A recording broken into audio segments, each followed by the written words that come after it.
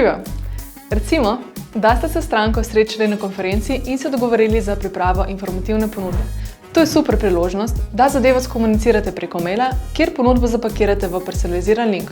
Ob kliku na link se nato odpre forma s prednaloženimi podatki o stranki, ki jo ta potrdi, hkrati pa pridobimo tudi GDPR soglasje za obdelavo osebnih podatkov in komunikacijo.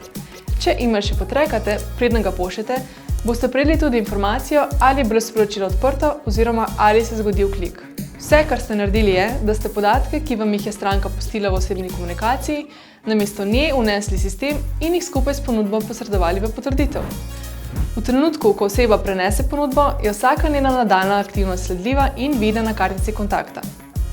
Naslednjič nadaljujemo s tem, kako prodajalcu obvestiti, da se je njegova potencialna stranka vrnila na spletno stran in začela raziskovati. Lepo se imejte!